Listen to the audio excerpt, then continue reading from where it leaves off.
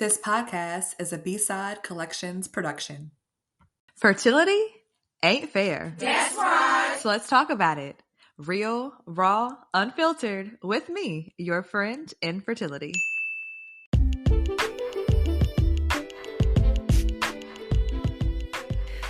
Hey, welcome back, Fertility Ain't Fair community. I am your host, Britt, and this episode was tough. I'm not gonna lie to you. October, as many of you guys know, and that we know all too well because we've experienced some kind of loss, is Pregnancy and Infant Awareness Loss Month. And while these months are great to have because I feel like they bring new stories, education, and knowledge to the forefront, of course, all of these things are happening year round and year after year. And so we want to acknowledge the fact that loss is a big part of our community, right? And it comes in a lot of different forms, right? We have miscarriage loss, we have stillborn loss, we have the loss of embryos, we have failed transfers, we have the loss of donor eggs or donor embryos. The list goes on, because if you're in this space, what is very, very true is that more than likely you have experienced some type of loss along the journey. And let me just be clear, a loss is a loss. No matter what form it came in, it is still valid. Your feelings are still absolutely valued. And I hope that you were able at some point in time, or if you're currently in it, to give yourself the space and grace to acknowledge what happened, process it, and prayerfully move through it. But there really is no timetable on loss. There's no timetable on grief. And so some days it may feel okay and other days it may not. That's also okay. But in this episode entitled No Heartbeat, we speak to a really special guest who decided to share her story of getting to a place of expanding her family and unfortunately suffering multiple losses and ultimately having to lose her sweet baby girl, Camille, on the journey. But what she learned during this process, she learned a lot about herself, about her fibroids. She learned about a life-altering genetic blood clotting disorder. And so a number of things happened and came out of this heartbreaking, traumatic experience that set the foundation for something new in her life. And so we're going to talk about grief, we're going to talk about loss, we're going to talk about healing and ways to get on the other side. While this may never be healed completely, right? Because once again, there's no one saying it has to be, but there is a way to get on the other side and to still be able to live and thrive and you know, be hopeful for all the things that are still, you know, a part of your life and going to be a part of your life. So with that being said, this is a trigger warning for all of those who may have experienced loss recently or not. And so if you are prepared to step into this space, we welcome you, and let's welcome our guest, Kali.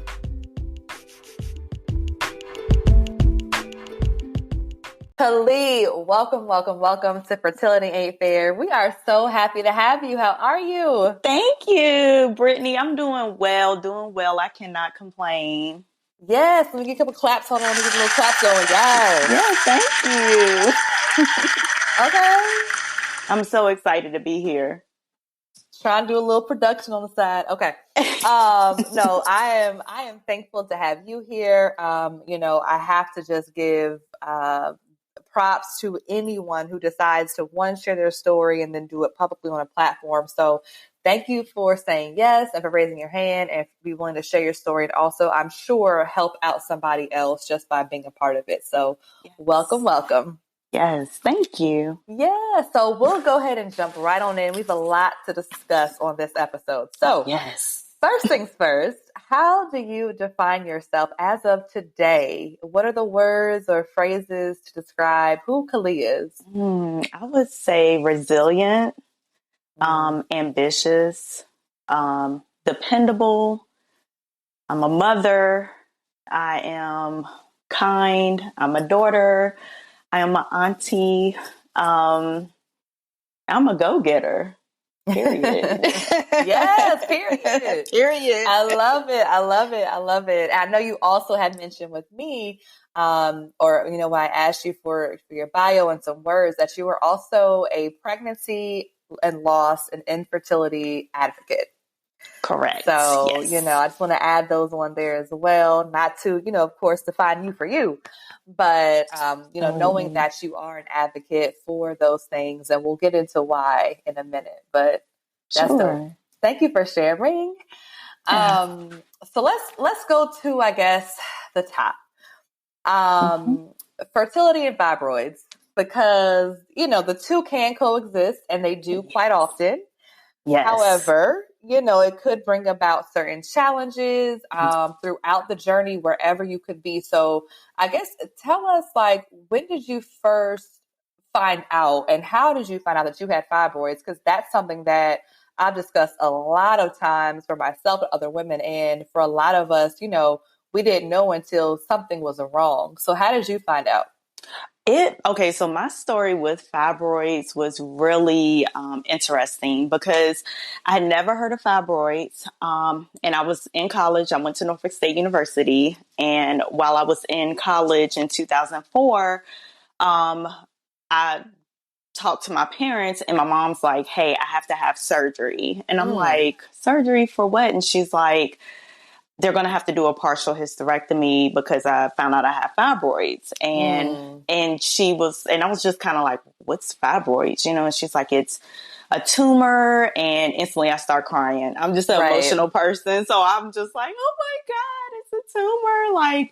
And she's like, "It's not cancerous. They're benign, but I have to, unfortunately, it's gotten to a size where I have to have a partial hysterectomy. It's Mm, causing me too many issues." So I still kind of was ignorant to it until fast forward to 2007. I get pregnant with my son, and I go in, I'll never forget, I go in to my visit, like the 5 month mark where you find out like the gender of the baby and everything. mm-hmm. And they're doing the ultrasound, and the lady's like, "Oh, you have some fibroids." So I'm like, okay, here's this word again, Right, right. Where is this coming from again? Again, I'm like, fibroid. I'm like, okay, like how big is it? She's like, "Well, it's two of them, and right now they're about the size of grapes." She was like, usually, pregnancy hormones can cause them to enlarge, so Mm-hmm. they'll probably shrink back down, after you have the baby. They're not in any way hurting a baby or anything. And, as long as you don't bother them, I mean, they don't bother you, we won't bother them. So I'm like, okay.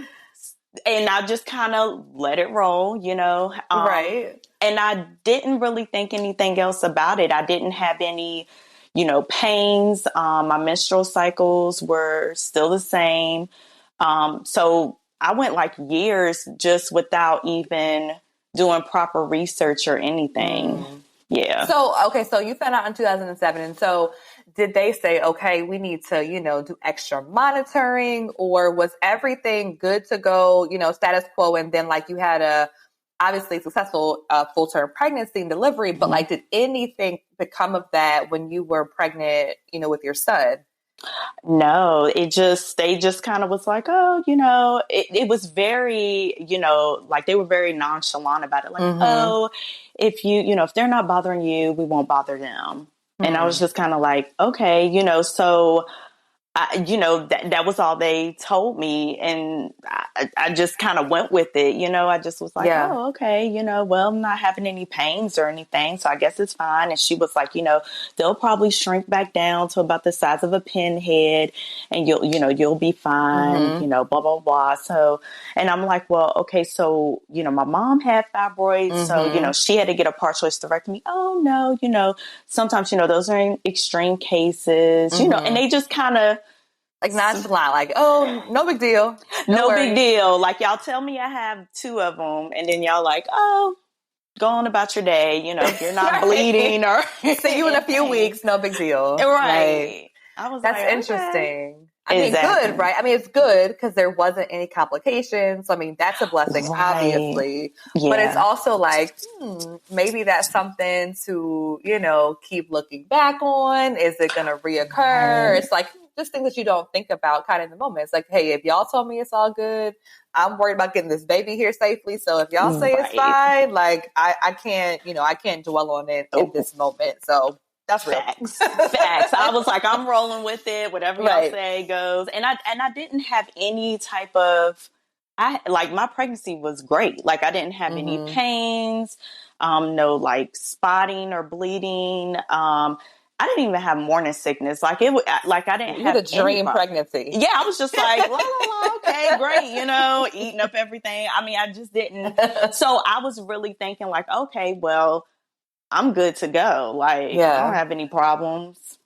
And That's what I was did you thinking. have any, I guess, prior to that, like, did you have heavy bleeding or like, were there anything or like symptoms that you look back and were like, I wonder if that was because of a fibroid or like, did nothing ever kind of pop up prior to pregnancy that made you think like, or go get checked out? No, nothing, Okay. nothing. And I was on birth control. So I had got on birth control at like 17 Mm-hmm. and I was on it until like I was like 22, I Mm-hmm. believe, like 21, 22. But I was on the pill. And, Mm-hmm. later on, I started doing research and found out that and I'm no medical provider or whatever, but Yes, disclaimer, we are not professionals. We just speak from experience. from experience, do your own research, people. Correct. But I did do some research and I was reading up some information and found out that fibroids kind of thrive on like estrogen Yes. dominance. Yep. So, in birth control pills, you're getting, not, you're getting a lot of estrogen from the Mm-hmm. birth control pills. And that could be a reason why they grow and grow at a more rapid rate. Yeah. Yeah, it's crazy all the things that we just like I said we don't know and we're not Mhm. told to look for, Yeah. and even when taking different pills or supplements, like all the things that could have side effects that we're not even really like well educated on until, like I Yeah. said, either you see it or something happens and you're kind of forced to get thrown into like this education mode, like, well, why didn't y'all tell me that before, or why Exactly. is this not talked about when we're discussing reproductive health and like just learning about our bodies? But Right. that's a whole different, it's a continuous conversation, but that's why we're here. So Yeah. that's good. But also good to note because I think for a lot of women that I've spoken to, like a lot of us did have, certain symptoms or side effects of fibroids until we Mhm. actually found out what was happening. But for you, it's also very common not to have any side effects at all. Yeah. And in your case, you didn't have any. So it's important just to know that, you don't always feel something or have heavy bleeding or have pain and you could still have fibroids happening. So always Correct. good to get checked out and ask for those different ultrasounds or tests to see, hey, can we just check and see if I have fibroids or I have a history of it in Yes. the family or I'm a In the black woman and family. we have it a lot. So, Yes. let's check me a little bit closer because we know for black women we have a higher percentage of fibroids. So Absolutely. Absolutely. so after your son, right? Like, Mhm. what did you still have any, I guess, fibroid issues from like then to current, or has it been all good even, post having your son? So I had my son, everything's going great, and I ended up moving back home to where I live now in Roanoke, Virginia. So moved back home, and my mom is like, hey, how are you doing with, your fibroids? Have you, found out anything? Because, I told her when, I found out Mm-hmm. during pregnancy about it. And I was like, oh, I think I'm fine. I'm just Mm-hmm. still moseying along, I mean, years go by. And then, I'm still getting my annual checkups and everything. Mm-hmm. Fast forward to 2016, I go in for my annual and my OBGYN at the time. Now, I hadn't had, any more kids at this point. I just had my son. Mm-hmm. And my OBGYN, he's actually was my mom's OBGYN as well. He performed her partial hysterectomy. Mm-hmm. And he knew, I told him, about my fibroid situation and whatnot. So when I go in 2016 for a regular annual visit, during my pelvic exam, he says, oh, either you're 3 months pregnant or your fibroids gotten bigger. Wait, what? Yes. Yes. I'm like, what? Right. Right. Wow. Okay. So I was like, huh? And he's like, yeah, now this whole time, Brittany, I'm still having like my normal period. No, like usually my first 2 days are usually heavy. And then after that, it, lightens up. And it's been that way since I was 14, since I got my period. So I'm like, okay, what? So, I mean, no cramping, anything like that. So he's like, yeah, feel right here. So then I felt right there and I was like, okay, I do kind of feel something a little hard, right there. So, I was like, well, what should we do? He was like, well, I'm going to schedule you for an ultrasound so we can, look and see what's going on. So I have an ultrasound done and I come to find out at this time I have 3 fibroids now. Okay. And he's like telling me where there are, and mine are, so, like with fibroids, you can have like pedunculated fibroids where like it grows like from a stalk off the uterus or inside the uterus. You can have submucosal. There are several different like intramural, right? So I had 2 like submucosal fibroids that was like in the uterine wall. None, thank God, none were actually growing inside the uterus cavity. It was more so in the muscular wall of the uterus, and then I had 1 pedunculated fibroid growing off the top of my uterus. Okay. So I was like, okay, so I'm like, at this point, I'm still young. I'm like, well, I want to have more kids, like, what does this look like for me? And he's like, well, if you want to have more kids, you better start now. And I was just like, when they just drop these things on you at an appointment, it's just like, wait, that's a whole life decision that y'all are just so haphazardly saying, oh, what needs to happen right now, I guess. Like, yeah. What? Yeah. Like, oh, just, and at the time I was not in a relationship. So I'm like, what? Like I cried the whole way, like back to work. Cause I had to go back to work after my appointment. And right. Yeah. And I mean, I was just devastated. Like, you're telling me that I need to get started ASAP. I don't even have anybody I'm dating, These prospects out here. Right. Like, that's not a prospect in sight to have a child with. What?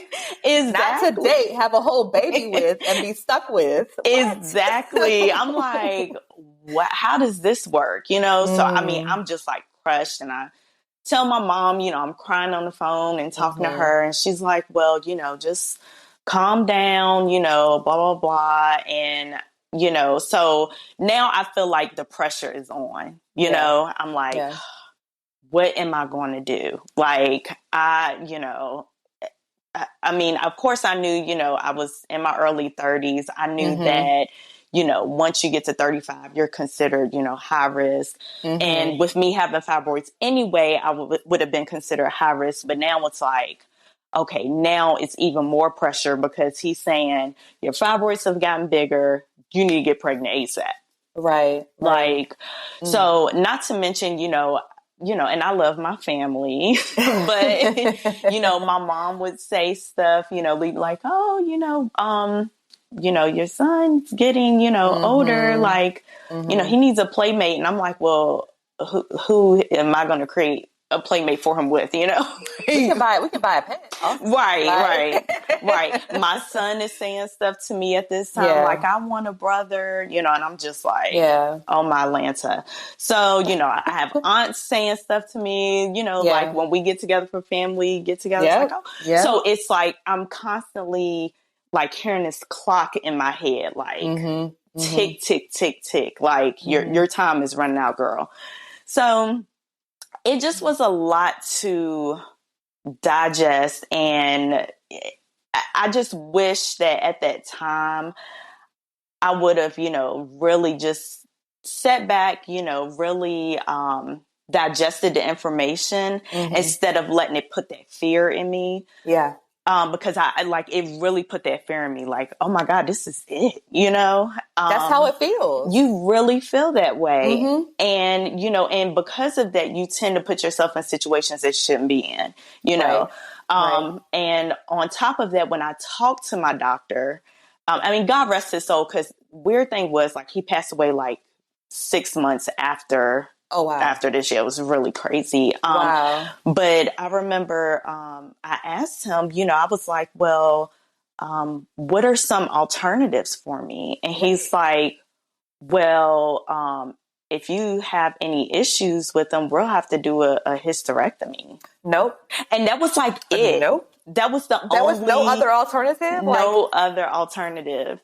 I No hate to hear that. I hate to hear it. Yeah. Never talk to me about like the, what is it? The ablation. What is it? Where they, yeah.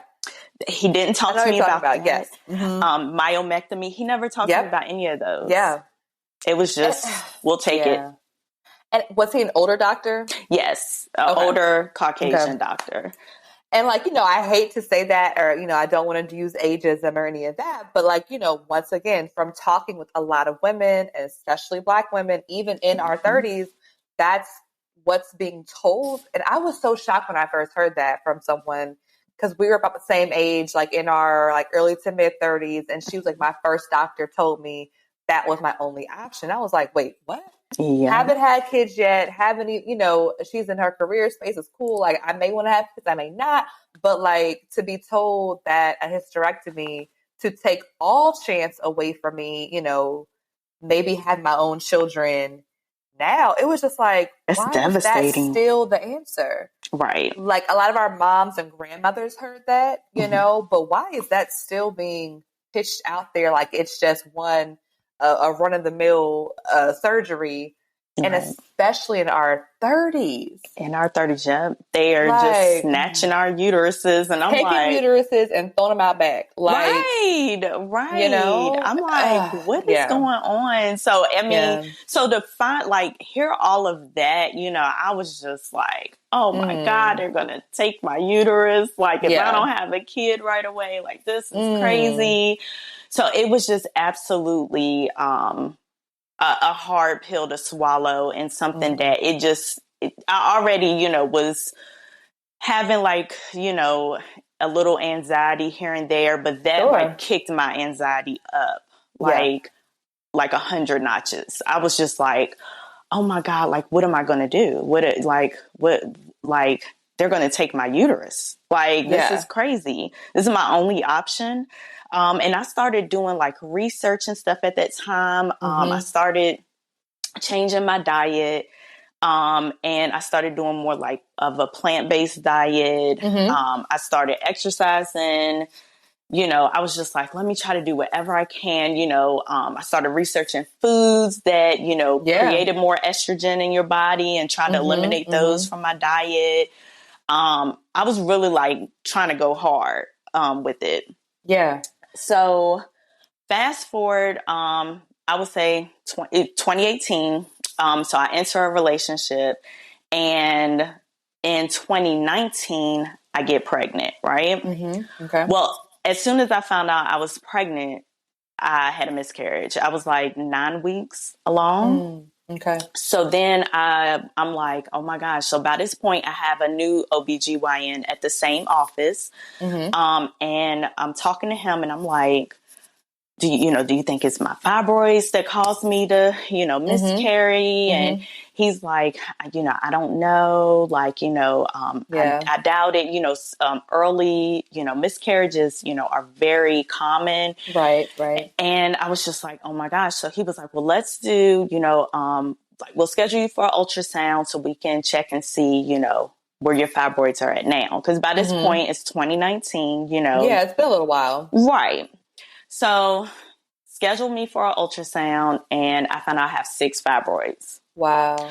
So I'm just like, oh my gosh, you know, like, now I have even more fibroids than from 2016. Right. Like, what the heck? Yeah. So I was just like, oh, this is crazy, but I will say, he was a younger doctor, he was still Caucasian, Yeah. but he was a way younger than my former doctor.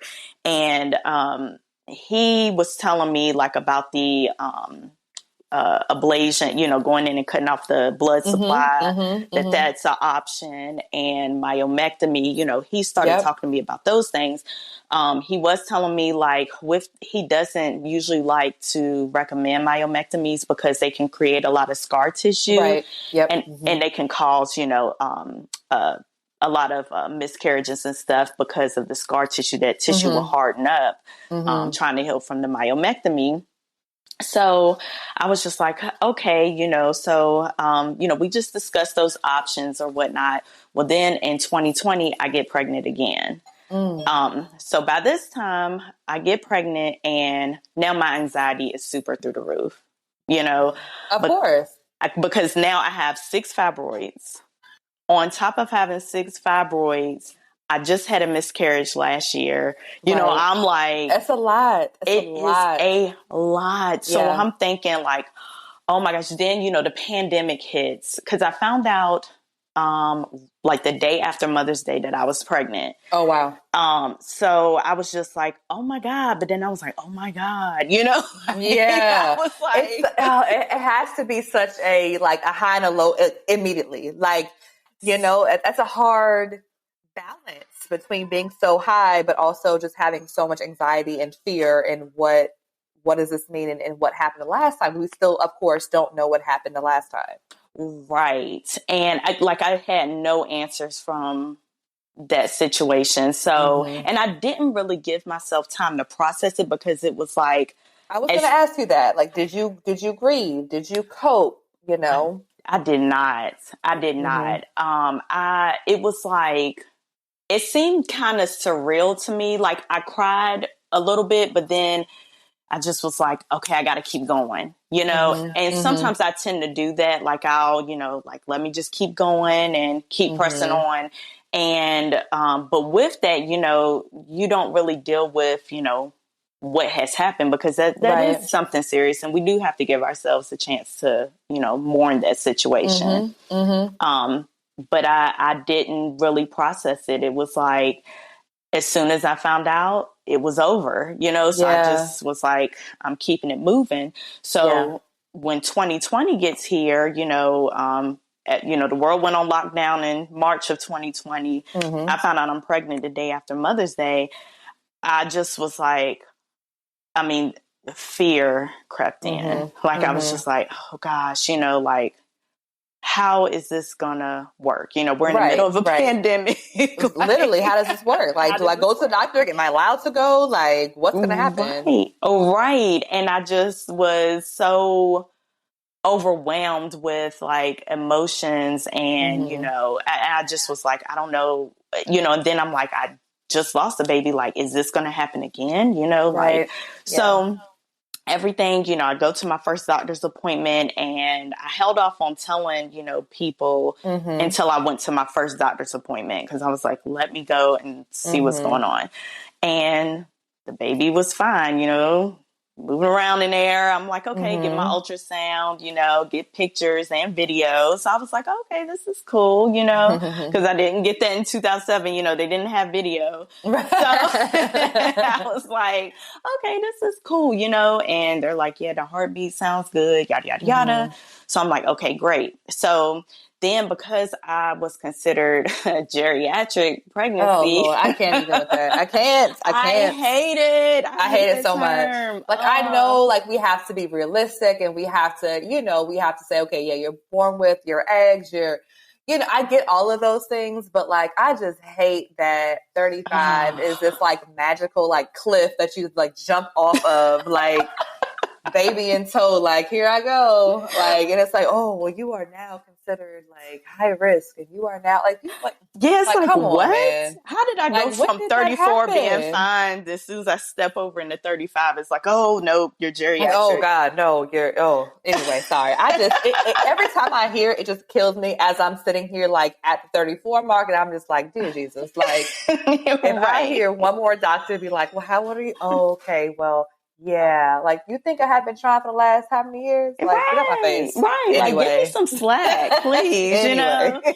And I mean, and at this time I was 37. So it, like, I was just like, okay, okay, geriatric pregnancy, whatever. Right, whatever. So they had to do, because I was over 30, like if you're over 35, I'm sure you already know this, like, and you're pregnant, they do, like the, chromosome test Testing. to test for Down syndrome and everything like that. So, but that also tells you what the gender of the baby is. So I had the test done. And so I found out I was having a girl. So I was just like, oh my God, I was so like excited. I was like, okay, I got my boy and I'm about to have my girl. This is awesome.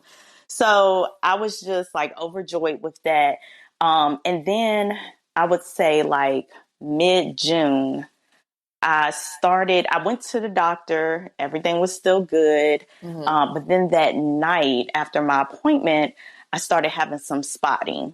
So that freaked me out. I went to the ER. They did an ultrasound. Everything was fine. So I was like, okay, cool. I'm good to go. Right. So I would say everything was still going well. Even with, me having fibroids, I was, my pregnancy was progressing. Every doctor's appointment I went to, they checked her heart rate, everything, heartbeat sounded strong, great, no issues. Okay. But I don't know, it's like I can't describe it, Brittany. I kept having this nagging feeling in my spirit that I wasn't going to be able to keep her. Really? Yes. And I only told my mom about it. And at first I only told my mom about it, and I cried to her on the phone. I was like, and she was like, don't think like that. I'm praying for you every day, and I was just like, I don't know if I feel this way because of, me having a miscarriage and because I have fibroids or what, or, and then it's COVID going on. Like, I don't know if all it's that a lot, is right? Right. Yeah. So when did you first feel that? Was it like with the spotting, or did that happen even before then? Even before the spotting, I would say like at the beginning of June of 2020. So you found out in May. So even a month or so in? Yeah, about a month or so in. Because come to find out, so my conception date was like at the end of March. So, I found out in May. So, I was ecstatic, but then it was like, I still had that reservation, but then I had this overwhelming feeling come in like at the beginning of June. And that's when I like confided in my mom about it. And she was like, no, you can't think like that. Stay positive, yada, yada, yada. And I'm praying for you. And it was like I kept trying to put that nagging feeling out of my head, and it was just like I don't know, it's like I don't know if God was trying to tell me something or what, but I was just like but everything was still going smooth with my pregnancy. So I started telling a little more people that I was pregnant, like my supervisor and my team lead at my job, because I'm like, okay, like when I had to go to the ER, I was like, look, I gotta tell y'all what's going on. So, little by little, I started sharing the news, with more and more family and friends and stuff. So I would say by like July, because my due date was December 30th. So around July or August of 2020, my best friend, she, hit me up. She texted me and she was like, hey girl, she was like, I know it's a pandemic going on, so I know you're probably not going to do an actual baby shower, but have you created a registry yet? And I was like, oh yeah, I have my registry completed. And she's like, girl, why haven't you sent it out? We're all wondering. And I was like, so then I confided in her about that feeling I was feeling. So she was like, why do you say that? And I was like, I don't know. I was like, I can't describe this feeling. I just feel it. I just feel it. It was weird. Like I was like, I just feel it. And it was like the same feeling I felt when I was, when I was pregnant with my son. Like I was adamant he was going to be a boy. Like I can't describe the feeling. It was like God like put it in my spirit, like you're having a boy. And it was like God put this on my spirit, like you're not going to be able to keep her. Like, it just kept like, it just kept nagging me. So I was, I told her, and I was, crying and talking to her, and she was like, look, don't think like that, blah, blah, blah. And I was just like, okay. So I would say like the first week in August, it was like the first week in August, I ended up having heart palpitations, right? So I'm like, what is going on? So I'm thinking like, okay, it's a little heart flutter here and there. Right. But it kept like persisting, right? So I was just like, I started getting scared. So I was like, I'm going to the ER. So I go to the ER, and, they check me, they hook me up to all these monitors, check my heart and stuff. And they're like, okay, everything's fine. Because by that point, it kind of subsided, but it was weird because the palpitations, and I've had palpitations in the past, but they'll only last like, at the most 4-5 minutes. Right. This was like 15 minutes, like going strong. And I was just I've been there. And I went straight to the ER every single time. Every time. I was just like, oh, and then my I get gosh. there like, it seems to be okay. I'm like, no, y'all. Right. Something was wrong. Stop trying to play me. Like, I did not walk up in here thinking that I was fine. I thought I was going to die. Like, for real. Right. I just knew it was a heart attack. A heart attack. I just knew. Yes. It's a creepy feeling. It is. It's very creepy. And you just feel like unsteady. Like, I felt like I was going to like faint or pass out before. I'm like, no, y'all. Yes. Like, this does not feel good. Right. And I was just like, because I was feeling a little lightheaded. I was like, okay, this is creeping me out. Like, and you're pregnant. So you're like, what's going on? If I'm feeling this, is the baby feeling? It's like, what's going on? Is she okay? So, I mean, exactly. All the reasons to go. So they, checked me. They checked the baby's heartbeat, and her heartbeat was strong, still going strong. And everything. It was like, oh, well, we didn't pick up any, palpitations on the monitor when we put the heart monitor on you. I was like, of course not. Right. Of course not. They released me, told me to follow up with my OBGYN. So I did, because I had an appointment that following week, which was my 20-week appointment. So it was going to be like the big ultrasound, because I'm like at the halfway mark pretty much. So I go in and they do the ultrasound, and Camille's doing good, she's like strong. They're measuring her. They're like, oh my God, she's right on, on target, blah, blah, blah, blah, blah. They send me the videos. I have like videos and pictures. I'm like, okay, great. Like now she doesn't look like a little bean. She actually looks like a baby now. Like, so, they checked her heart rate. Everything was going great. So I was fine. Nothing seemed to be out of the ordinary. So my next appointment was coming up, I think, at my 23-week mark. And that was supposed to be, at my 24-week mark.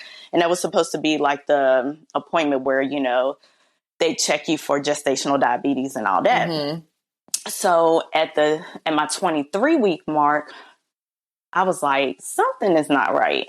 I was like, she's not moving. Like, I don't feel like she's moving. So I called my doctor's office, and they was like, well, because it was kind of in the evening. They was like, well, asking me different things. Are you spotting? Are you this, that, and that? I'm like, no. And they was like, well, just try to drink something sugary and see if that gets her going, blah, blah, blah, blah. Okay. So I'm like, okay. So get off the phone with them.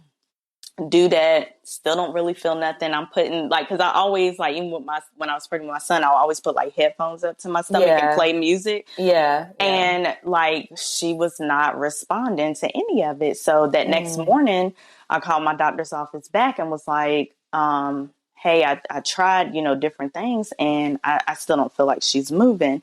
So they were like, come in, right away, blah, blah, blah. So I go in, and it took a while, because my doctor was off that day. So I had to see one of the other OBGYNs in the office, and she, had patients and stuff. So she ended up doing a table side ultrasound, and I could see Camille on the monitor. She was Mm-hmm. head down, I guess from where she had been moving and stuff, but Mm-hmm. she had no heartbeat. Oh my God. And I was just like, and I was looking at the monitor and I could see her spine and everything. I could see, Mm. that she was head down, and I could see that she wasn't moving, and I knew she didn't Mm-hmm. have a heartbeat because it wasn't picking up on the ultrasound. Yeah. And I looked over at the doctor's face, and she still was just, trying to, Right. move Right. the wand around on my Mm-hmm. stomach. And Mm-hmm. then she looked over at me. She was like, "I'm so sorry, but I can't find a heartbeat." My And God. Mm. I just start screaming, Yeah. I lose it, Yeah. Funny thing is that my mom, it was Labor Day weekend when this happened. It was September 4th of 2020, and Mm. it was a Friday, and my mom got off work early that day, and I told her I was going to the doctor's office, and she was like, "Do you want me to meet you over there? Because I'm leaving work right now. We're getting off Mm-hmm. early." And I was like, "No, I'm fine.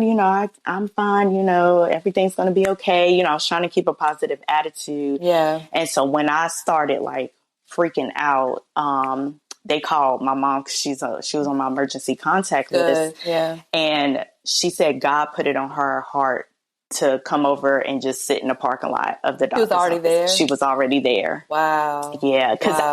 I like it was like because I didn't keep wondering, but I was thinking like she got here fast, but Mm-hmm. Mm-hmm. she was already there. We Wow. end up having to talk about it later on, and she was like she was already there in the parking Wow. lot.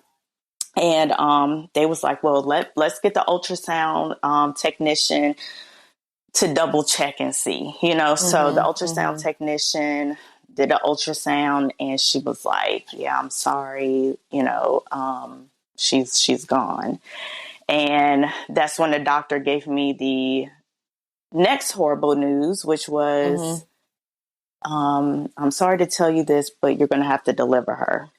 Oh man. So I was Mm. just like, I can't do it. I Yeah. tell her, Yeah. I'm like, I can't do it. She's like, "Honey, you're going to have to." My mom had to How? like get a grip on me and Yeah. really look me in the eye and was like, "Kali, you're going to have to do this. Like, you have no choice, sweetheart. And, I'm sorry this is happening, but you have no Yeah. choice." Yeah. So Yeah.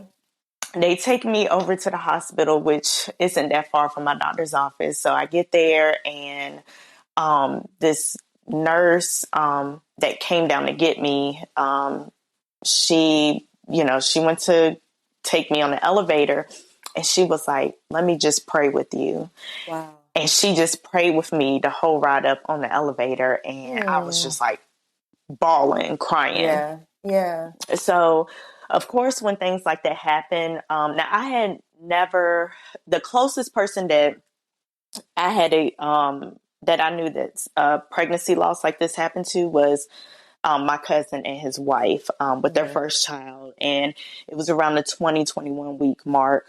And I remember, and it happened to them in 2016. And I remember I was so devastated for them when it happened. And I was Mm-hmm. just like, "Oh my God, I can't imagine." And, Mm-hmm. Mm-hmm. and then here I was And in then here that you are. Yeah. situation. And I was just Yeah. like, I'm not going to be able to get through this. Yeah.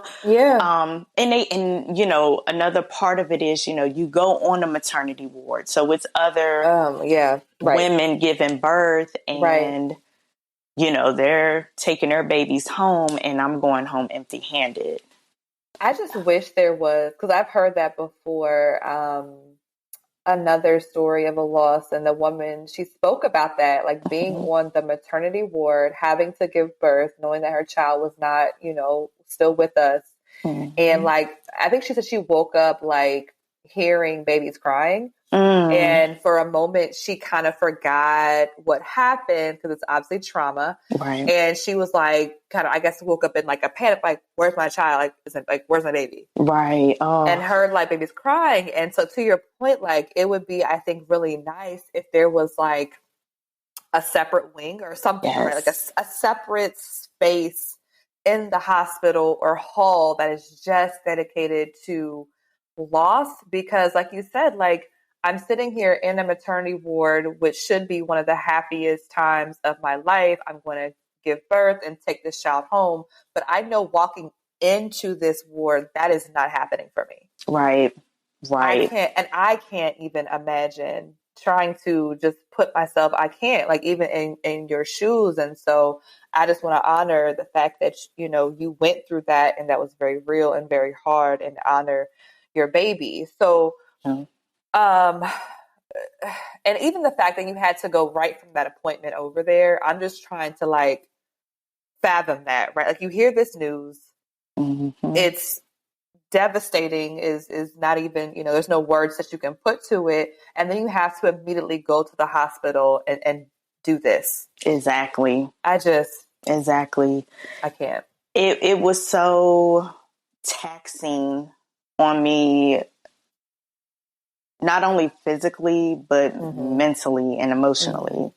You know, the whole process, because, you know, they had induced me, you know, Right. and you go through the labor pains and all that. And, you know, it was just, and then not to mention, and I understand, you know, at the end of the day, the hospital is a business. I will say that the nurses I had were extremely compassionate. They were awesome. I can't even say anything bad about them. They were awesome. You know, but a part of their job is, you know, as soon as they get me hooked up to an IV and, you know, start the medication, they're like, you know, here's a binder with, you know, like funeral homes that do, you know, memorial services and or cremation services, you know, for, you know, for free, you know, for, you know, women that experience the pregnancy loss. So then it's like, oh my gosh, I really have to go through this binder and figure like this out right now. Yeah, I was just kind of like, can oh we wait? God. Can I get you can't process. You can't possibly process. And even after, you have so as much time as you need to process. And it's just like you have to deal with every single emotion as it's happening. And there's just, I don't know how you did it. You did it. Girl. God. But God. Nothing but God. Because when I tell you, it was traumatizing. And, you know, they kept telling me like, well, you don't have to make a decision now, but we just want to give that to you and tell you that. Then I had to pick out, because they take pictures of the baby. Really? Yes. So you have to pick out like an outfit or blanket, you know? Oh my God. Yeah. And it was just like. Oh my God. Like I had chills. Like I could not imagine. Oh, it was a lot to try to go through, because I'm like, I feel like I can't make no decision right now. I'm not in my right state. I'm not in the right mind. I was like, that's like literally like you're not in your right mindset. It's like I almost need to like sign this over to mom or somebody because I'm not here. Yeah, I had mentally checked out when the doctor told me that over at the office. So I'm just kind of like, I don't know, you know, and they're like, you know, but, you know, just take your time, blah, blah, blah. But I'm just like, I don't want to like look at any of this stuff, you know, I don't want to be here. Like, I don't. And, you know, so I end up, you know, giving birth. I gave birth. It ended up being the 5th, September 5th at 2:19 a.m. I gave birth, and, you know, and then of course, you know, they ask you like, okay, do you want us to take a sample of tissue from the baby to test it and see if anything was wrong, you know, so we could try to find out what's going on. I'm like, yes, please. Absolutely. Yeah. And, you know, so they go ahead, you know, they take Camille, on to do that. And of course, you know, do the pictures and all that. So then, you know, of course, with delivering a baby, you have to deliver the placenta. Right. I couldn't get the placenta out. Like I was struggling. What else? Oh, it was terrible. I was just like, oh my God. And I kept like hemorrhaging. Oh my God. So they end up having to take me into surgery and have it surgically removed. Yeah. So you had to go under like anesthesia. Yeah. Wow. Have it surgically removed. And part of the issue was my fibroids. Was it stuck? yeah, it was kind of stuck. Yeah. Yeah. So it was just, I was just like, Mm. oh my goodness. So yeah, they end up having to do a DNC, like to Right. suction it out. And they did take the placenta. They took some samples of the placenta to test as well. Mm-hmm. So, um, during this time, they're taking like blood work, the doctor, she was really nice. Like I said, she wasn't my original OBGYN, but she works at the same office as my OBGYN. So she, was like, let's test this. Let's test this. We need to get Mm-hmm. blood. Like they were like taking blood out of me like crazy. Mm. And she was like, we're going to run some tests and see what's going on, blah, blah, blah, blah, blah. And I'm like, okay. So she was like, we should have some type of results back from, the baby's tissue sample, the placenta sample, and from your blood work back in about a week or two, So I'm like, okay. Mm-hmm. So she prescribed me, some medication to help me, cope with everything that had happened. And, Mm-hmm.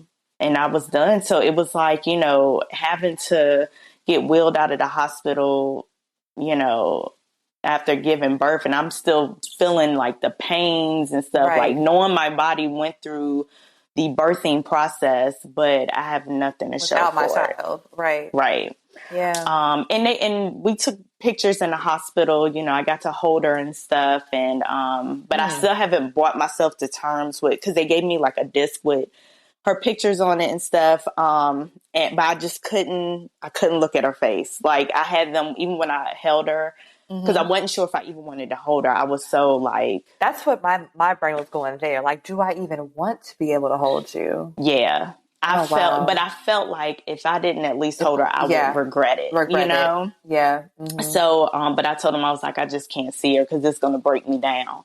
So they just had her face covered and, I got to hold her. They had her swaddled, and I got to hold her and stuff. And, then, they gave me a disc with her pictures on it. To this day, I still haven't looked at all the pictures. They only printed out 2 pictures for me, which was like a picture of her hands and a picture of her feet. But like, going through that disc, I haven't touched it. It's still in the hospital bag that they gave me in my closet. Yeah, I just can't.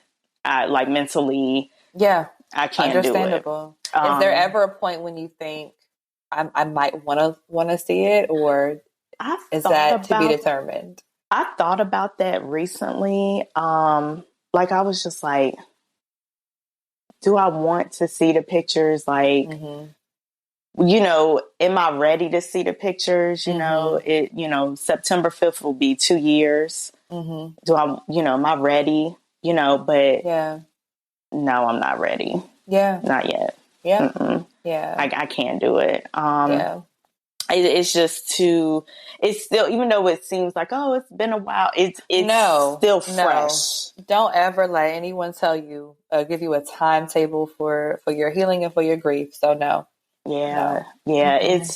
I end up having to go to a grief counselor. I still go to her to this day, That's good. Yeah. And I'm glad that you recognized like I needed to do that. Yeah. Cause I went through a period because it was like having to process that whole situation that happened.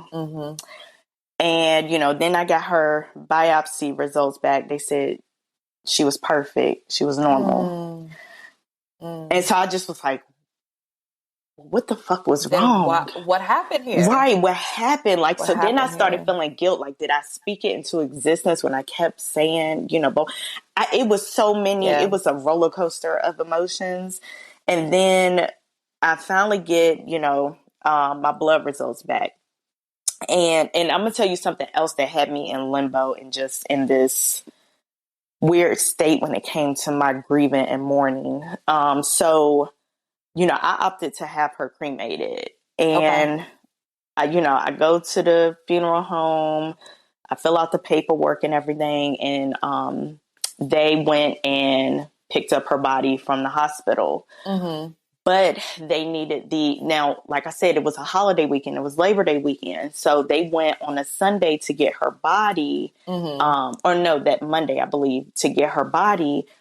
But, the administrative part of the hospital was closed for, Labor Day.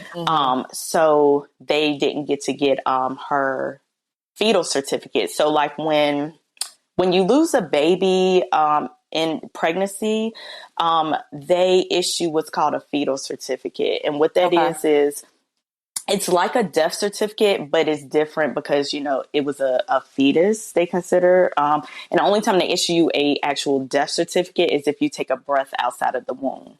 Oh, wow. Okay. I had no idea. That was I had no idea either until all this happened. So I was just like, what? So they were like, okay, you have to be the one to request the fetal certificate since it wasn't with her when we picked up her body. So I'm like, okay. Girl, I had to go back and forth with the hospital. Now, wait, what? Yes, I was like, I contact the hospital that Tuesday, and I'm like, hey, I went to the funeral home. They said, blah, blah, blah. And they're like, oh, let me transfer you to this department. Right. They transfer me to that department. I leave a voicemail. Don't hear nothing back. Contact the funeral home, 2 days later, hey, did you get the fetal certificate? No, we still haven't received it yet. Call the hospital back. Hey, blah, blah, blah. They send me to another department. When I tell you I kept getting the run around, my baby did not get cremated until September 23rd. And I gave birth to her on September 5th. Yeah. Oh, my goodness. Yeah. Crazy thing is September 23rd is my son's birthday. Wow. Yeah. So the whole time, this whole like several weeks span, I'm just like ready to pull my hair out because I'm like, I just want my baby to have some dignity. Have some peace. Right. Have some peace. And I need to have some sense of closure on just, not the whole situation, but just this part of it. Y'all are making it so difficult. I should not be running around doing this, a couple weeks after I have given birth. Like, that shouldn't be happening. It should not be happening. And yet here I was, running around like a chicken with my head cut off, trying to handle business things when I'm still trying to process what happened. And then, I have my follow-up doctor's appointments, and, they're like, okay, they tell me the results, she was, her biopsy came back, everything was normal, blah, blah, blah. We're still waiting on the placenta and your blood work. So then when I come in that, cause I found that out like in a week. And then like 2 weeks later, I go back to my doctor's office and that's when they were like, okay, so we, found out what was going on. So I'm like, okay, what's that? And they was like, you have a genetic blood condition called Factor V Leiden. Okay. So I was like, okay, what is that? What is that and what does it do? All right. I'm like, factor what? What is this? And he's like, he said it usually, is more common in Caucasian people. But he said, some, other races can get it as well, can have it as well. And he said mine was considered heterozygous, meaning it came from one parent. Okay. And what it is it's a blood condition that causes blood clots. Okay. So I was just like, what? So I'm like, right. How have I never known about this? Where did it come from? Do my parents even know? Like, do they know who has it? Exactly. And I'm like, nobody on both sides of my family have had a history of blood clots. Not that we know of, Right. And I'm just like, what? And they're like, yeah, he's like, yeah, when we looked at, when they tested the placenta, the blood vessels in the placenta had several clots in it. Wow. Which stopped the blood flow, to the baby. So, wow. Yes. Okay.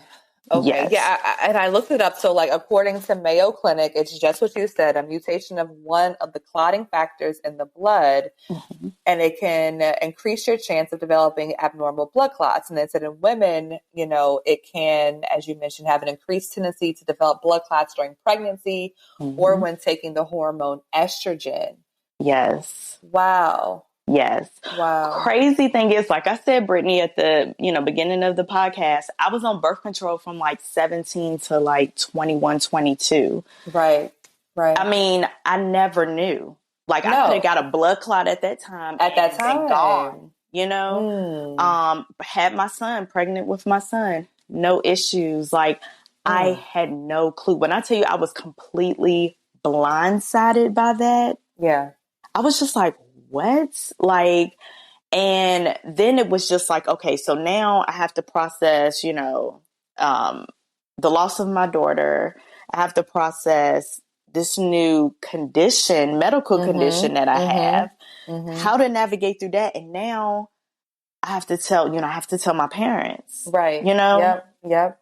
So, and Yeah. at the time, my father had got laid off from his job due to COVID. Mm-hmm. So he didn't have any insurance.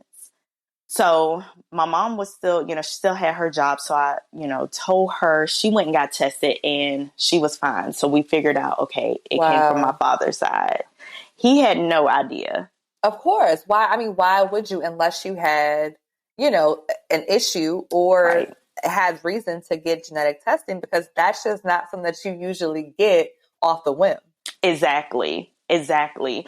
So now it's like, okay, how do I function through life Mm-hmm. with this condition, and I had to tell my sister and my brother, Mm-hmm. my brother has a daughter, my sister has two sons, I'm like, we gotta get Because we're tested. passing it, get the kids, because we're passing, we could pass it along to our children. Right, exactly. I'm like, y'all need to get tested and see if y'all have it, Mm-hmm. Mm-hmm. because it's a 50-50 chance, that y'all could have it, y'all might not. And it was just so like, when I tell you, I felt like I was just in a fog, Yeah. like that whole Yeah. time. Like I was just like, what? And I just like went through like waves of emotion because it was like, I'm still waiting to get my daughter cremated, finally Mm. get her cremated. It's my son's birthday. I'm trying to, be present for him. The whole time I'm just like, I don't want to be here I don't want to be anymore, here. Yeah. and I Yeah. mean, I wasn't going to like act on it, but I just was like, I don't want to be here anymore, Yeah. Yeah. and my mom had a talk with me and she was like, because at first, I was like, let me try to act like everything's cool. I was trying Mm. to do stuff, she was like, Kali, you can't run from this. Mm-mm. You ran from the miscarriage, in 2019. You can't run Yeah. from this. Yeah. And it was just like, and she was like, and I see what you're doing. You're not taking care of yourself. I see that, I understand you don't want to be here no more. She was like, I get it. She was like, but Yeah. you still have a child here that depends on you. Yeah. Yeah. And that kind of snapped me back to it. And I was like, I need to call and, a counselor and get some Right. therapy Right. to deal Yeah. with this grief. And, I started going to grief therapy and like I said, I still go to this day. And, because she just helps me overall, she's an Yeah, for overall sure. therapist, but, Mm-hmm. at that time Mm-hmm. she was focusing on the grief. Mm-hmm. And, she just kind of put things into perspective for me because sometimes you can talk to like your friends and stuff, but you don't want to, you're like, well, I don't want to keep, crying to them. Or I Right. don't Putting want this all on you. to, You right, got your own stuff going on. I don't always want to call you with the tears and with the heavy, right? right, right.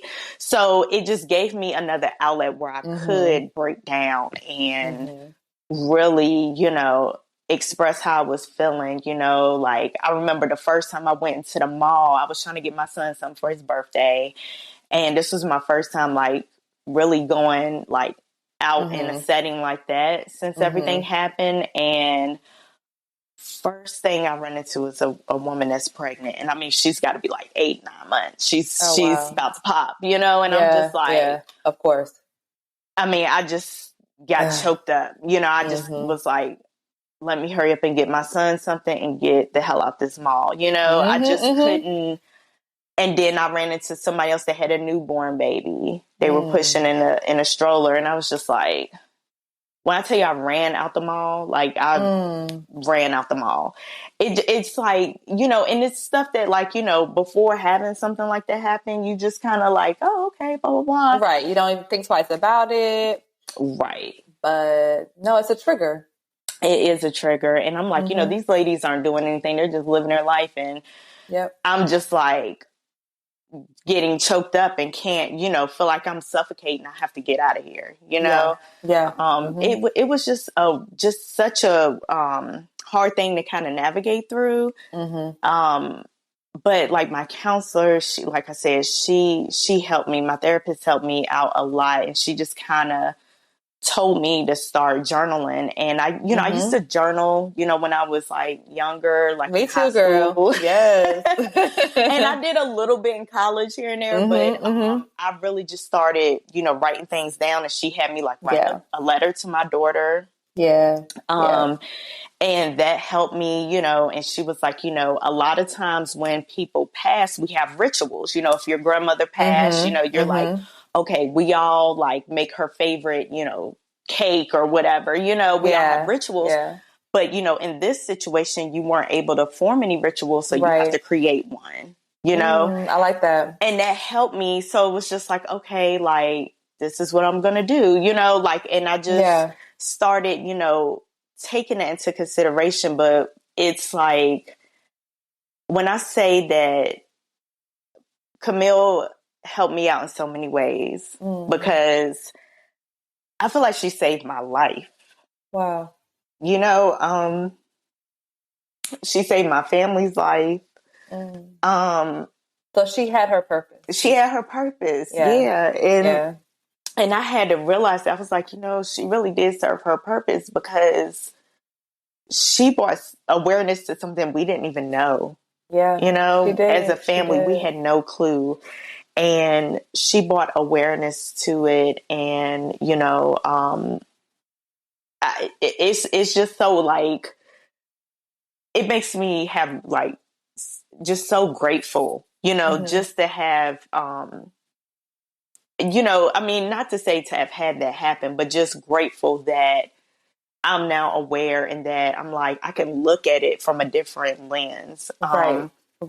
Because before it was like, I was just so down in the dumps. But then when I started looking like, you know what? She really saved, our lives, Look like what she did. Look what she did. I mean, stuff as simple as traveling, like now I could prepare myself. Like, okay, I need to do my, aspirin, my 81 milligram aspirin, 2 weeks before I'm about to get on a plane, wear my compression socks, all that stuff to prevent blood clots, where before I would have known if something could have happened. She could have been saving you all's lives. Right. Still, like, she's the reason why she may save one of you all's lives, and, Absolutely, Brittany. It was something I had to like change my outlook on it, and that's what that's what helped like catapult me into, okay, I can keep moving forward, like I can keep moving forward. And I recently finally got my son tested for it, and I got the unfortunate news that he does have it as well. Okay. And I actually just found that out like 2-3 weeks ago. And I mean, I cried and cried and cried. Yeah. Like, I just was like, I'm so sorry. And he's like, you're fine, Mom. I'm fine, boy. And I'm just like, oh my God. Like, I didn't want to give this to you. I did not, I was like, I didn't want you to have it, so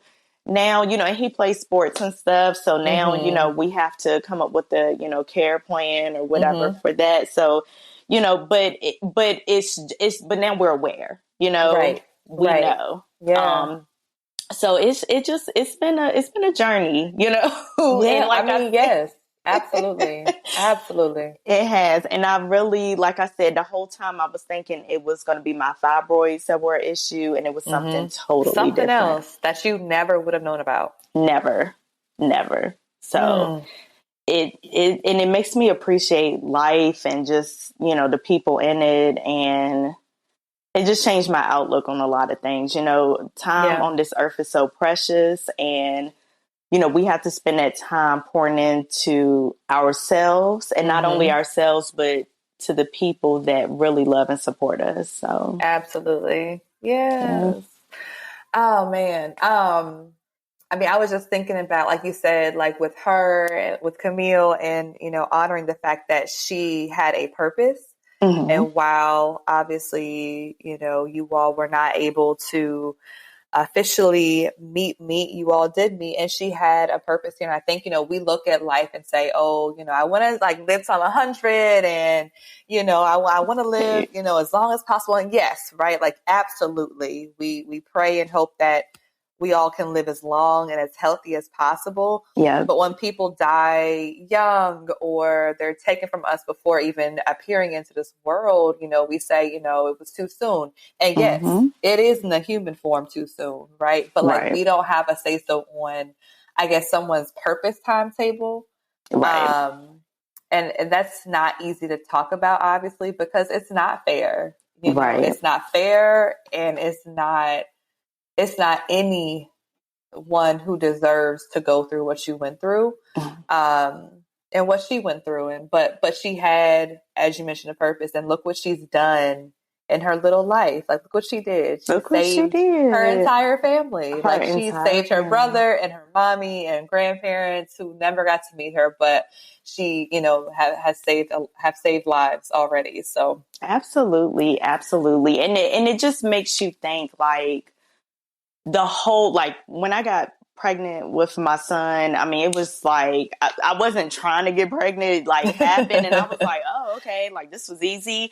And you really right, think something like that is like, you kind of like think it's not that difficult, but it right, a lot goes into creating a life, a lot, a a lot, lot, a lot of wear yeah. and tear on your body, Mm-hmm. as the the vessel, Mm-hmm. it's a lot, and Mm-hmm. it really makes you appreciate that too, just that whole Mm-hmm. process of creating a life. Yep. No, you're absolutely right. Like, we talk about that a lot. And it's like, for those of us who have not been able to do that yet and hope to be able to do it, and those who have gone through it and who have suffered loss, Hmm. or have secondary infertility or whatever else is going on in the body. It's just like, we have taken it for granted because that's the way it was brought to us as young women. Yeah. For, unless you, I think, probably had something in your family or someone openly discussed it. But for most women who I talk to, including myself, like, it's a given. Like, you are expected, if you so choose, um, you know, to, get pregnant or to have a child or whatever. Like, it's a given. Like, I was Yeah. born with these parts, and we're supposed to be able to make it happen. And, when it doesn't happen, or it goes, negatively, or when you have loss and you're left trying to figure out, like, well, how can this be true? Right. Like, I thought it was easy. I thought it was just getting off birth control. I thought it was whatever. Yep.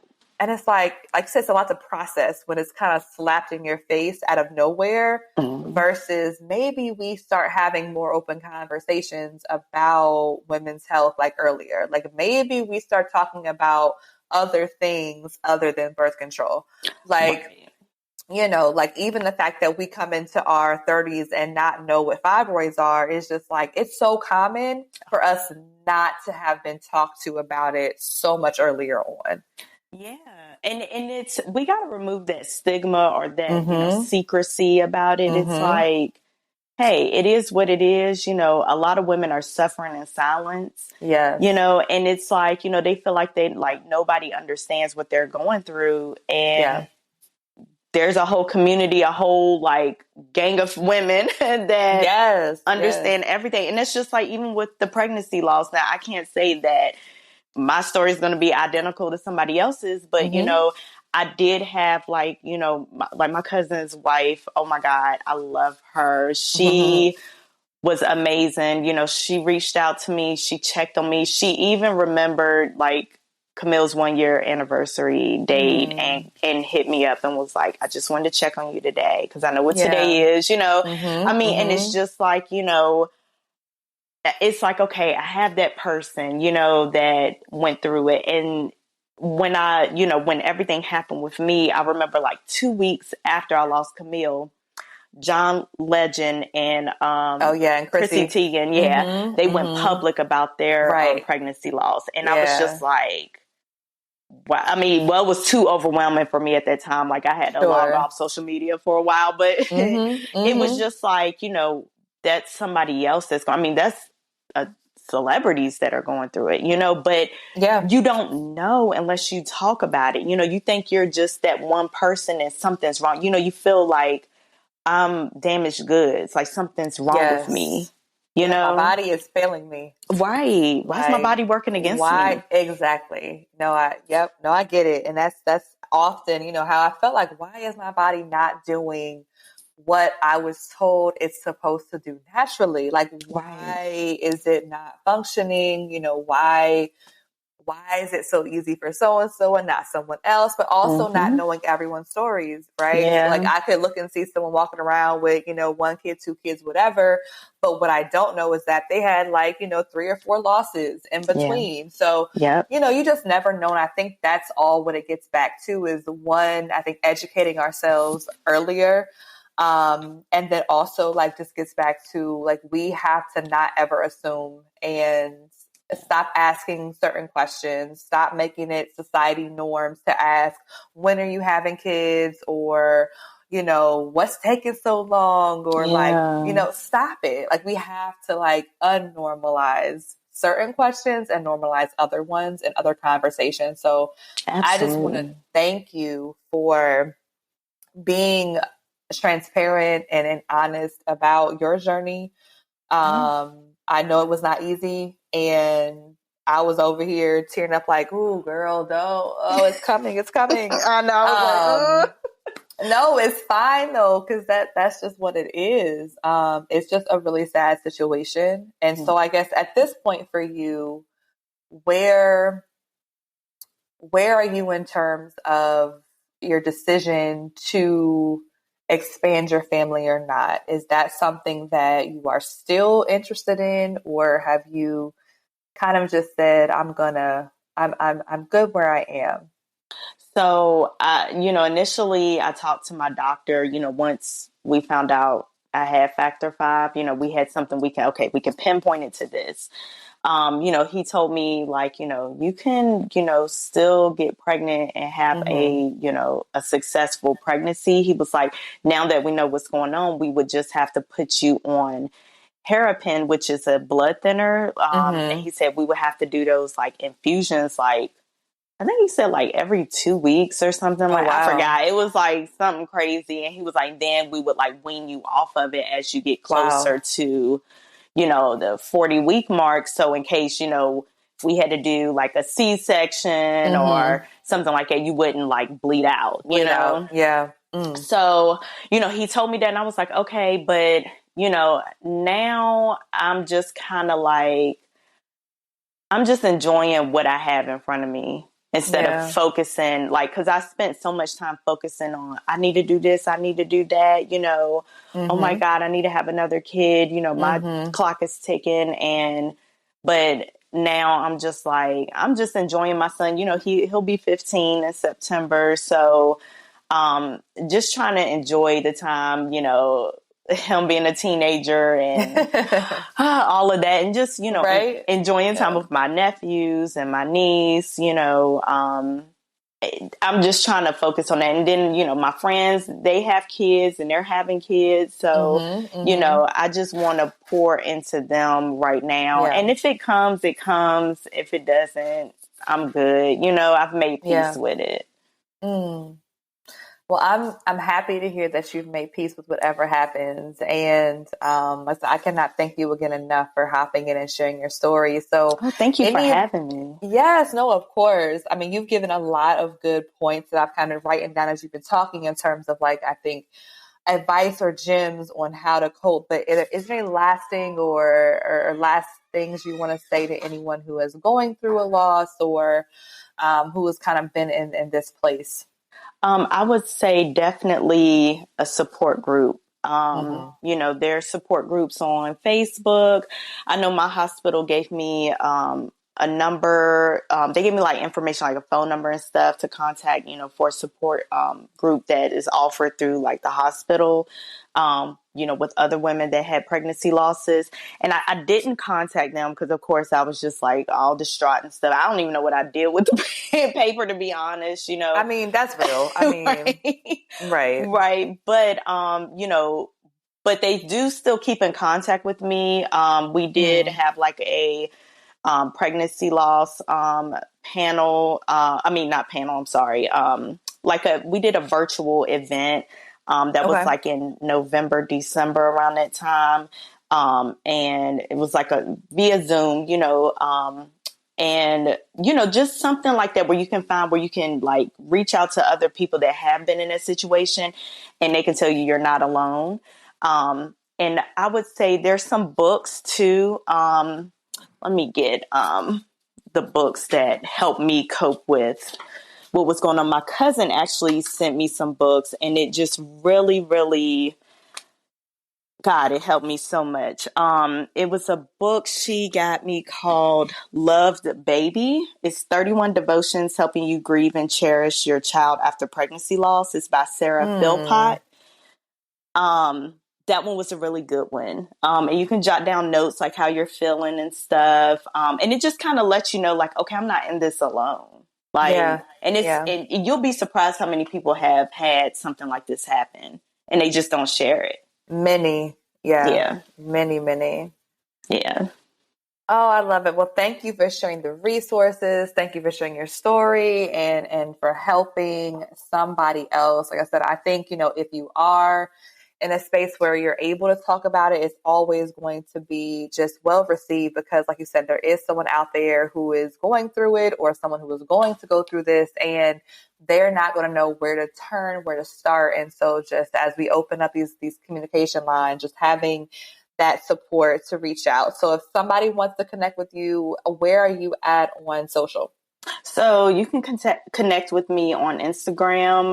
My handle is glamgal83. You can DM me. You can, just hit me up and I'll, reply back.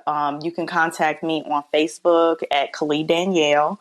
Either one of those. I usually answer Instagram quicker than Facebook. So if you reach out to me, I'll gladly, talk to you, tell you some things that have helped me deal with, my loss. And, or if you want to meet up and just, have somebody to talk to, a shoulder to cry on, I'm here. I love it. Thank you. You are appreciated and you are absolutely family. Fertility ain't fair. So thank you for hopping in. Oh, thank you. Thank you for having me. And again, thank you for this platform, Brittany. I just really think it's a good thing that we have somewhere where people can, listen. Maybe they don't feel comfortable sharing their story, but they can hear other women's stories.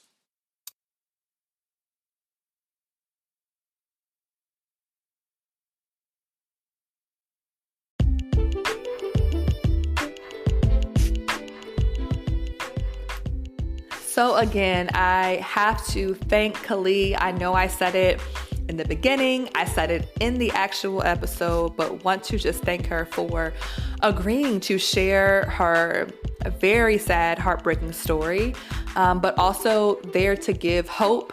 And there to give resources and ways to just find a better place to continue to live after loss and grief.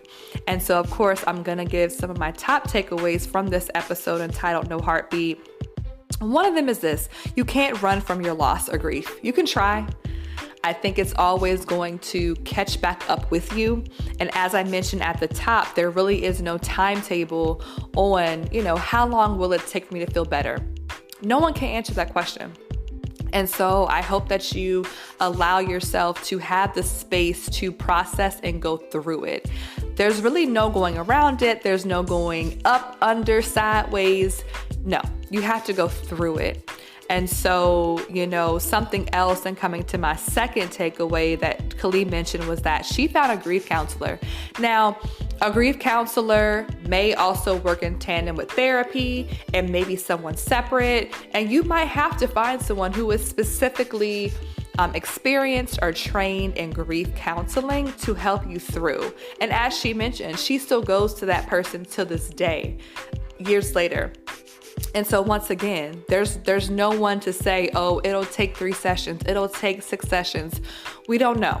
But the key here is finding someone to express what happened, finding an outlet, being able to, put some good tools in your toolbox to be able to handle this. Because like I said, you can't run from it. It's going to creep up on you. It's going to knock you down one way or another. And so having a therapist, having a grief counselor, having someone who can help you work through this is absolutely a good tool. Something else that she mentioned that we have talked about before on this show for numerous reasons is support groups. And I've spoken probably on season 1 about how I was reluctant to join some online support groups, when I first found myself in the infertility space, but they have been tremendously helpful. I've ended up joining groups for endometriosis and for fibroids and for infertility and, Black women in this space and a number of different things. There's so many groups out there that can be used for good.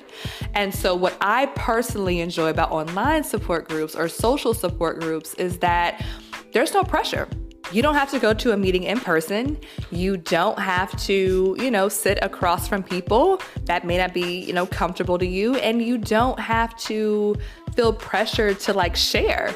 And so I love those kinds of groups because I can hop on there when I need some encouragement. I can hop on there and ask certain questions, which I've done a couple of different times along the last several years. I've had very specific questions about protocols or medications or treatments. So I wanted to kind of get some opinions from other women in my same space. And so I have popped in and popped out over the last several years, but it's just been there as stated, a support group. But I think one of the things that we also talked about that I'm always a big proponent of is changing the perspective. So that's my third takeaway. Towards the end of our conversation, we talked about how her baby, Camille, served her purpose.